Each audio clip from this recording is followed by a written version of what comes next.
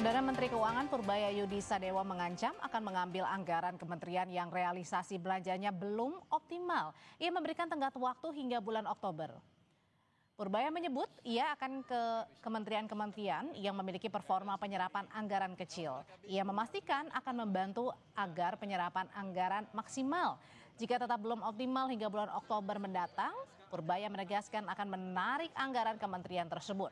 Purbaya menekankan anggaran harus ditujukan ke program-program rakyat dan untuk menghindari adanya anggaran nganggur.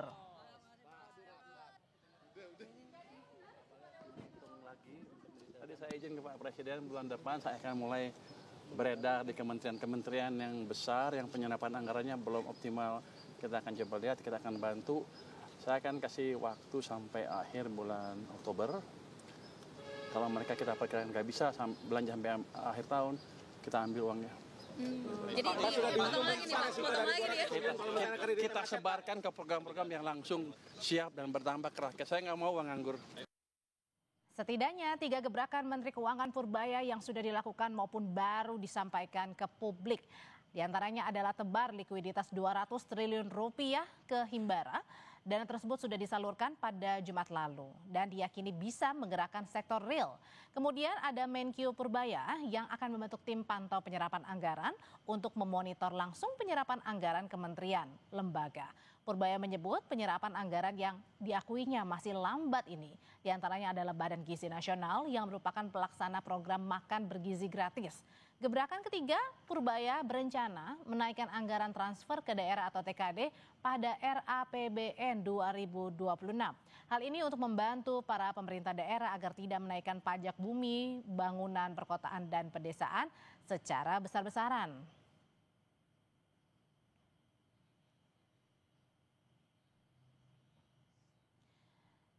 Saudara Menteri Keuangan Purbaya memberi batas waktu hingga akhir Oktober 2025 kepada kementerian dan lembaga untuk memaksimalkan penyerapan anggaran. Bila tak maksimal, maka anggaran akan ditarik kembali. Lalu pertanyaannya, tepatkah strategi menyerang ala Purbaya ini untuk mengamankan ruang fiskal? Kita bahas bersama anggota DPR dari fraksi Gerindra, Wihadi Wianto. Selamat sore, Pak Wihadi. Sore. Dan ada juga Direktur Kebijakan Publik Selyos Media Askar Wahyudi. Mas Media, selamat sore. Selamat sore, Mbak. Saya mau nanya dulu ke Mas Media. Mas Media, jadi menurut pandangan Mas Media, ini Menteri Keuangan Purbaya mengatakan bahwa saya sudah izin ke Presiden akan beredar ke kementerian dan juga lembaga untuk mengawasi penyerapan anggaran yang belum maksimal. Apakah ini langkah tepat seorang Menteri Keuangan Purbaya? Ini menarik sebetulnya, bahkan Pak Menteri sampai memberikan deadline ya, Oktober, memberikan tekanan kepada KL. Jadi supaya harapannya itu KL bisa mempercepat proses tender, kontrak, pencairan belanja. Di satu sisi memang ini menunjukkan setidaknya ada upaya melakukan disiplin secara fiskal, sekaligus juga mungkin shock terapi ya kepada kementerian lembaga agar lebih serius untuk melakukan penyerapan anggaran. Tapi ada catatan tentu saja ya, bahwa memang kemudian ada masalah penyerapan anggaran tapi belum tentu bisa menyelesaikan persoalan struktural juga.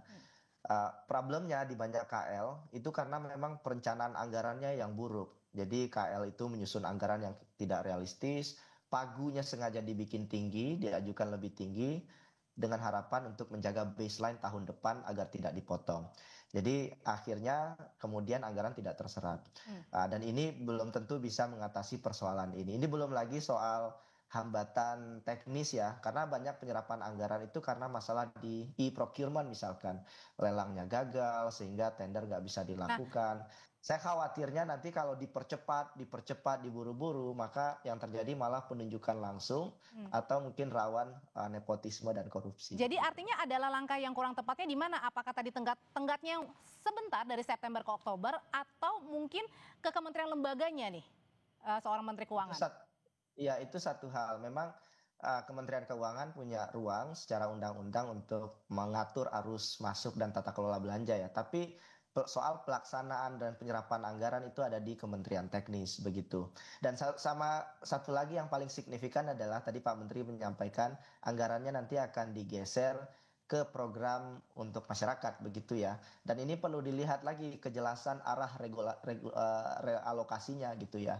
Apakah untuk program populis atau seperti MBG kayak Kopdes Merah Putih misalkan. Dan ini juga perlu dilihat, jangan sampai kemudian anggaran digeser tapi juga alokasi anggaran yang baru itu juga tidak terserap. MBG misalkan itu juga baru terserap 13 triliun ya, mungkin Pak Dan itu Wihadi juga bisa menjadi sorotannya Pak Menkyu ya, Mas Media. Nah kemudian kalau gitu Pak Wihadi, dari Badan Gizi Nasional ini yang disorot adalah oleh Pak Menteri Keuangan adalah soal Badan Gizi Nasional yang lembaganya ini penyerapan anggarannya disorot karena masih lambat begitu. Nah kalau misalnya nanti sampai Oktober serapan anggarannya tidak maksimal, pertanyaannya apakah mungkin Menteri Keuangan akan menarik anggaran tersebut kemudian bisa dialihkan ke tempat lain? Karena kan ini menjadi proyek andalannya atau program andalannya Pak Prabowo. Ya begini, kalau terkait dengan masalah VGN, itu kemudian dengan anggaran yang ada dan penyerapan hingga saat ini, nah tentunya ini tetap harus disesuaikan dengan projection penggunaan daripada penyerapan BGN sampai dengan akhir tahun. Tentunya tidak bisa langsung begitu saja kemudian dilakukan pemotongan, karena bagaimanapun juga penerimaan manfaat itu kan sudah bisa diprediksi sekian banyak penambahannya sampai dengan Desember. Nah tentunya ini akan selalu diperhitungkan. Jadi saya kira permasalahan apa yang disampaikan oleh Pak Menteri itu memang patut kita dukung juga, karena bagaimanapun juga bahwa penyerapan anggaran tentunya justru akan menimbulkan pertumbuhan ekonomi, karena bagaimanapun juga ini tentunya belanja negara ini menjadi sesuatu hal yang memang bisa menggerakkan roda perekonomian. Jadi segala sesuatunya pengalokasian di tempat-tempat yang nanti yang memang membutuhkan penambahan anggaran, tentu pada saat nanti bulan Oktober yang disampaikan oleh Pak Menteri, tentunya kita lihat program-program mana yang memang bisa diberikan untuk penambahan-penambahan itu. Artinya kalau ada kementerian atau lembaga yang ditemukan oleh Pak Menkyu ini anggarannya belum terserap dengan baik, kemudian tidak langsung ditarik begitu ya. Artinya kemudian tetap dikonsultasikan dulu ya Pak Wihadi gitu.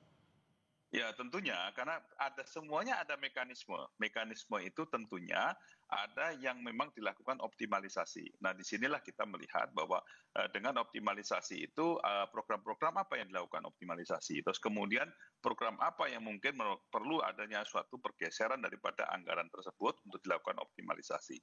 Jadi ini memang tenggat waktu sampai dengan Oktober itu memang sesuatu hal yang lumrah, karena dibutuhkan waktu dalam pergeseran itu atau pemindahan itu, dan juga ada optimalisasi yang bisa dilakukan sampai dengan akhir tahun. Oke, Mas Media, ini gercepnya Pak Menkyu yang baru dilantik, kemudian ada beberapa gebrakan. Sebelum ada gebrakan yang sekarang, ada lagi gebrakan sebelumnya adalah memberikan dana ya 200 triliun rupiah ke 6 bank BUMN. Nah sebenarnya kalau dilihat dari Mas Media sendiri, Pak Menkyu ini sedang gercepnya kemana nih? Iya, Pak Menteri mencoba melakukan shock terapi ya, pendekatan baru begitu. Tapi kalau saya lihat hari ini kita memang harus menunggu dampaknya. Tapi lagi-lagi kalau bicara soal peran Kementerian Keuangan, fungsinya kan otoritas fiskal, bendahara negara. Masalahnya Menteri Keuangan ini kan bukan operator teknis. Jadi Kemenkeu bisa menentukan siapa yang dapat anggaran, besarnya berapa, tetapi bagaimana anggaran itu dipakai secara efektif dalam bentuk output dan outcome, itu bukan ranah Kemenkeu.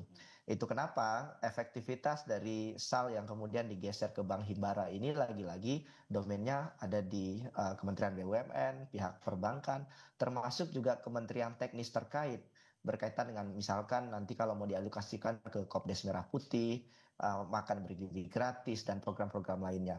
Jadi menurut saya efektivitas ini hanya akan terjadi kalau kementerian teknisnya benar. Kalau BGN-nya benar, kalau Kementerian BUMN-nya benar, dan Bank Himbaranya juga kuat.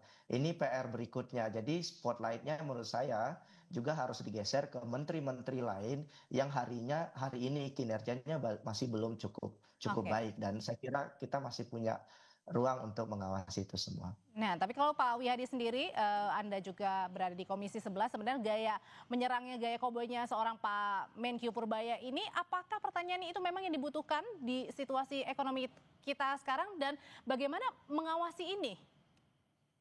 Ya, saya kira begini ya, Pak Purbaya ini kan sebelum jadi Menkyu kan sudah menjadi ketua LPS ya, kepala LPS ya. LPS ini kan lembaga penjamin ya. Jadi memang sudah sangat paham sekali terhadap permasalahan perbankan.